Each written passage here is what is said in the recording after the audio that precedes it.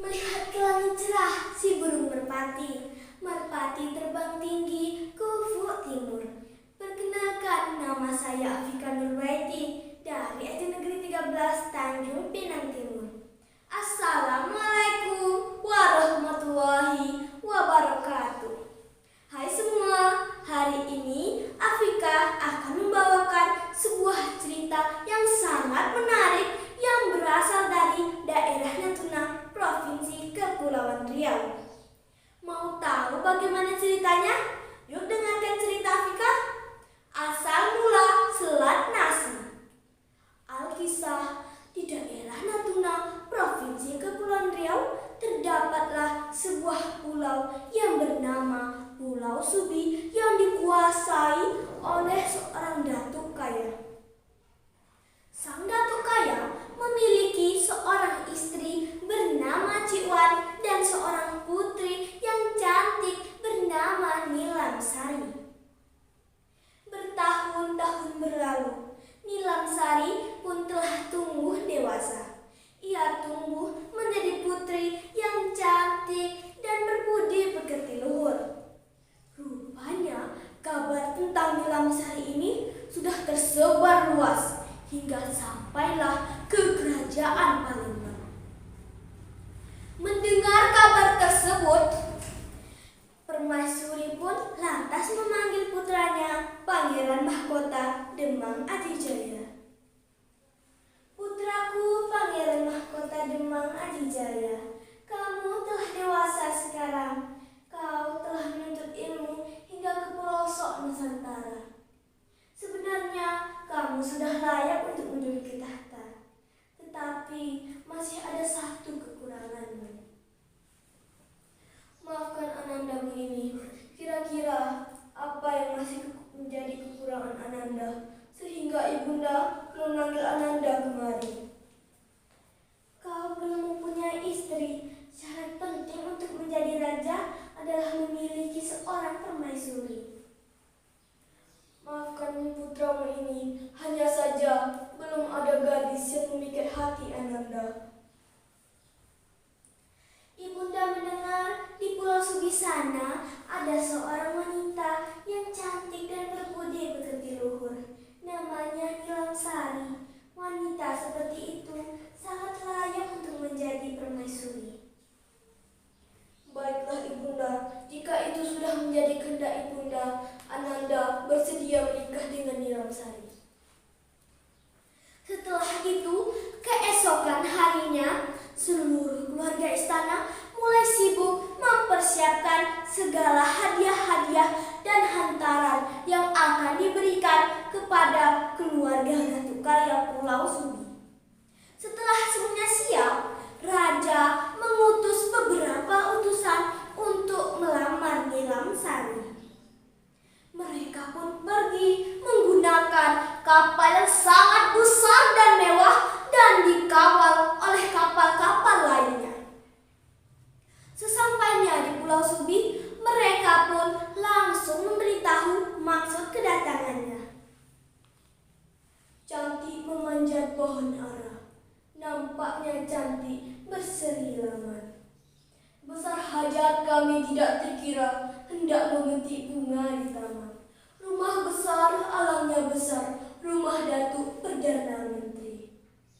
Kalau tidak hajat yang besar, kami tidak sampai datang kemari. Dari payah turun ke lembah, petik pinang dipilih-pilih. Saya sudah mohonkan sembah, adat Meminang bertempat sini. Pinangan Raja Palembang tersebut diterima oleh pihak keluarga Datuk Kaya Pulau Subi. Mereka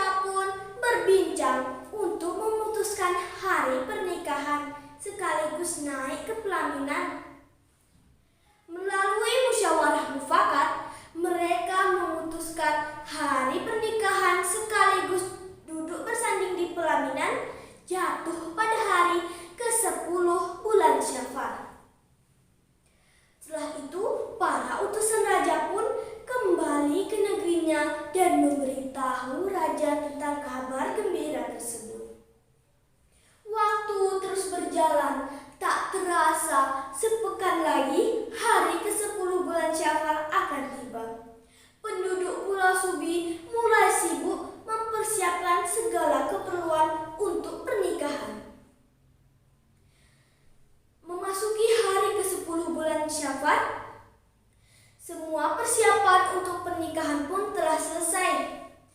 Bu Nilamsari pun telah didandan menjadi sangat cantik dan anggun.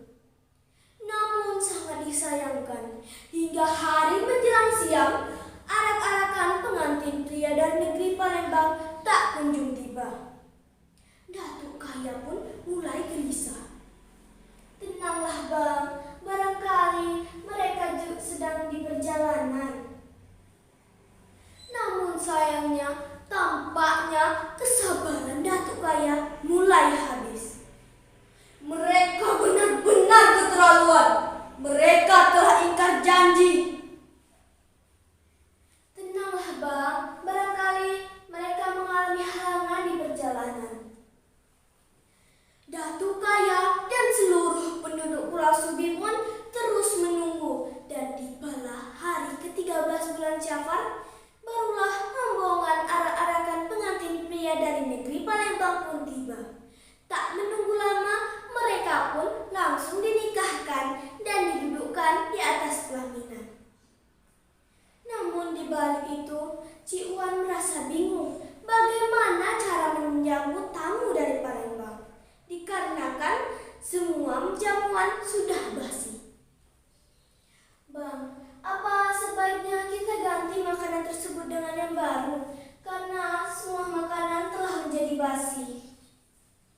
Tidak istriku, biar orang Palembang itu tahu diri. Mereka telah ingkar janji. Pantas kalau kita hidangkan nasi basi itu kepada mereka. Tapi bang, barangkali mereka terserang badai di perjalanan. Ternyata memang benar. Rombongan arak-arakan pengantin pria dari Palembang itu terserang badai yang sangat besar, sehingga mengharuskan mereka bersinggah di Teluk Pulau Kiabu.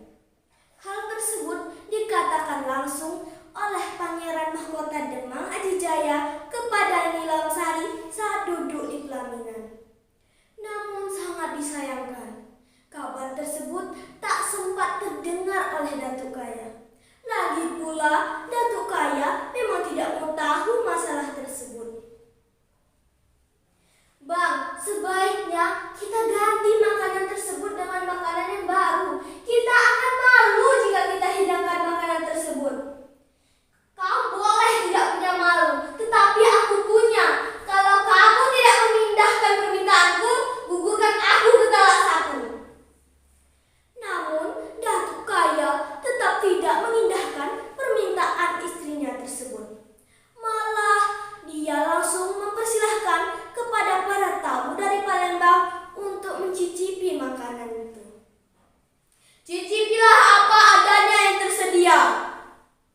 Bang, berarti gugur talak 1 buatku.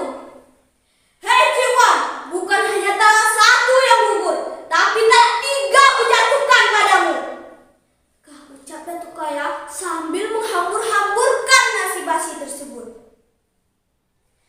Tak beberapa lama kemudian, tiba-tiba angin bertiup kencang, kilat menyambar-nyambar, disertai hujan yang deras. Air laut bergulung-gulung menjadi sedikit gunung dan menghantam Pulau Subi tersebut, membelah Pulau Subi menjadi 2 belah bagian. Satu di sebelah utara dan satu di sebelah selatan. Pulau Subi kecil di sebelah utara menjadi milik Cik Wan, dan Pulau Subi besar di sebelah selatan menjadi milik Datuk Kaya. Pulau tersebut terpisah oleh sebuah selat yang memanjang lurus dari timur ke barat. Oleh masyarakat setempat, selat tersebut diberi nama Selat Nasi akibat keberadaannya disebabkan oleh hamburan nasi basi Datuk Kaya dari Pulau Subi. Demikianlah cerita di atas. Nah, bagaimana? Menarik bukan? Cerita tersebut termasuk cerita legenda yang mengandung pesan moral yang dapat dijadikan pedoman dalam kehidupan sehari-hari. Pesan moral penting yang dapat kita petik dari cerita tersebut adalah akibat buruk dari sifat kurang dewasa dalam menghadapi permasalahan dan berprasangka berprasangka buruk tanpa mencari tahu inti permasalahannya. Hal tersebut ditunjukkan oleh sikap dan tindakan Datuk Kaya Pulau Subi yang tidak mengusut akibat keterlambatan rombongan Pangeran Mahkota Demang Adijaya tiba ke Pulau Subi.